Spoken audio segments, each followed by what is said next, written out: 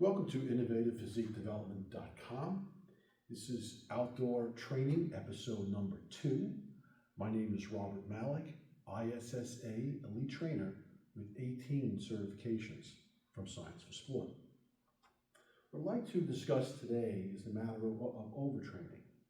Now, I know we've all heard about, okay, you're not supposed to train too much and have enough rest time in between. That's been discussed quite often. But what I'd like to talk about, which is not often discussed, is regarding overtraining within your workout. Okay. Now, in reference to group training, one thing that I've seen out there is that it's very impersonal. And I brought this up in the previous episode as being a problem with group training, whereas the individual identity and what you're capable of becomes lost. And now the group capacity becomes your capacity, which is impossible, right? In some of these group training or team training scenarios, athletes have died by overtraining, okay? Whereas the athletes are expected to keep up with the other athletes, and they may not be at that level yet.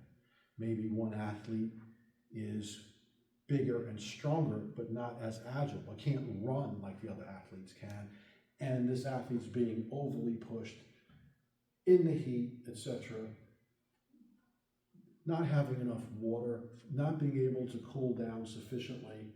Even if you have all the water in the world, if you're wearing too much on your body, have let's say a football uniform on, and that cannot properly absorb the water, the sweat that you're putting out to cool you down, then you can have a situation where you have heat exhaustion, heat stroke. So we have to take a look at the individual athlete and what this athlete can handle in relation to another athlete. Some athletes handle the heat better than others. Some athletes handle the cold better than others, as an example.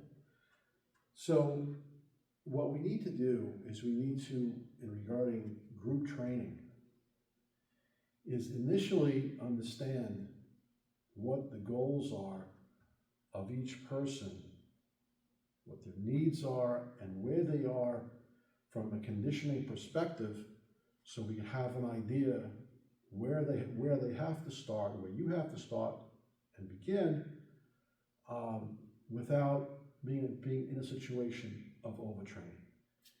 Now, part of this is also feedback, right?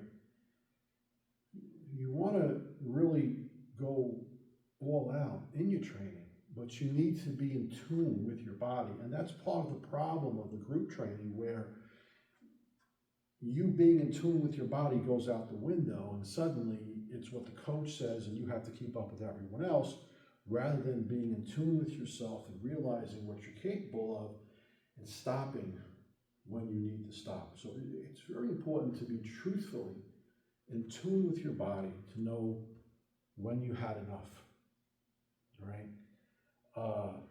Presently, I'm able to pull 790,000 pounds within a 5-day period. I want to increase this to 1 million pounds. When I last did this, it was a great feat of strength and endurance for me. So my goal at this point is to make it not something special, but commonplace, something that I do frequently. And I'm in the process of doing that now. And actually, 790,000 pounds is not as difficult for me now as what it was about a month ago. So where am I going from here? I want to get to 1 million.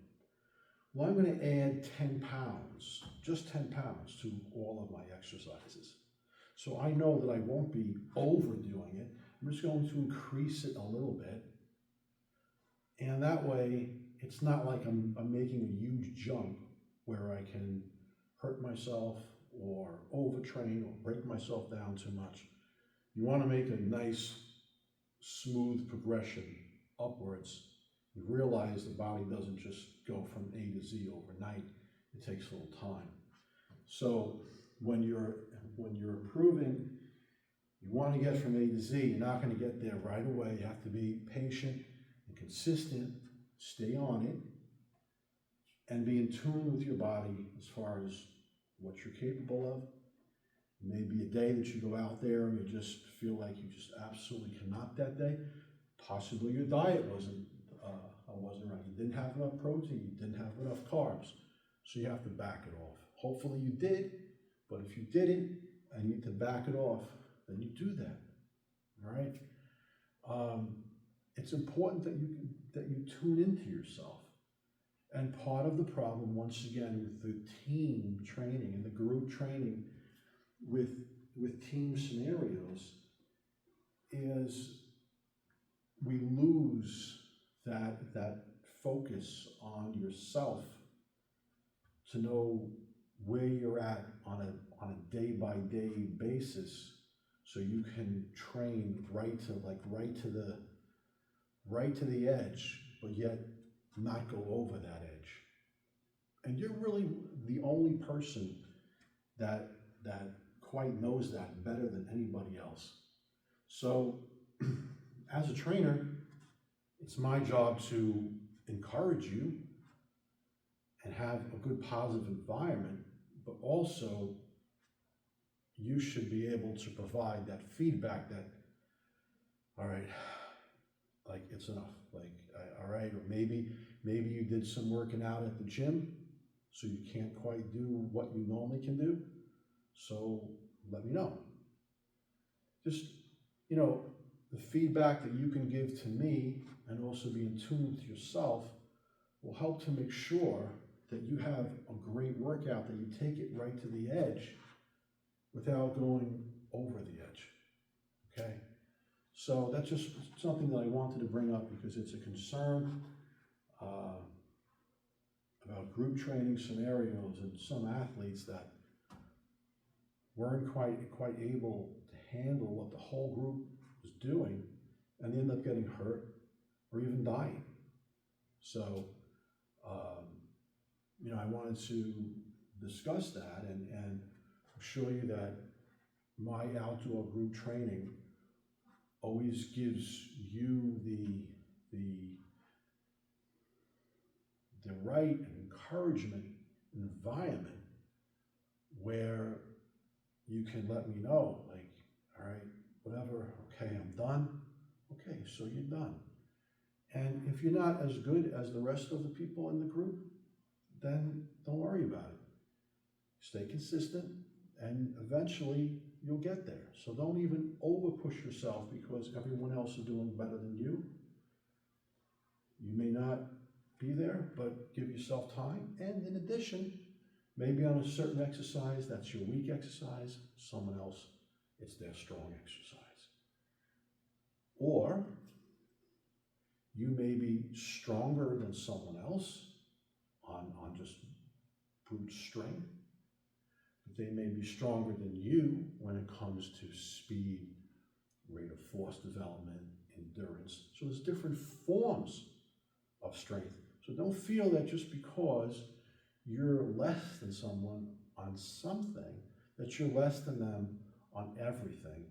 And that's part of the problem with the team sports training, let's say colleges, the high schools, is that guys and girls are trying to keep up with each other, trying to be great, trying to be at the forefront, where maybe in this particular type of exercise and training, this is your weak point, but it's someone else's strong point, and that may be vice versa in something else. For example, there's, like I said, there's speed, there's rate of force development, there's endurance, there's strength, there's different exercises. So, don't think that being weak in one area is weak in all areas, right? There are some times when I'm out pulling and there are some guys, or interestingly, it's kind of funny, but there have been some guys and girls together where the girl was encouraging the guy to go out to where I was working out and for her boyfriend to try what I was doing to quote unquote see how strong he was.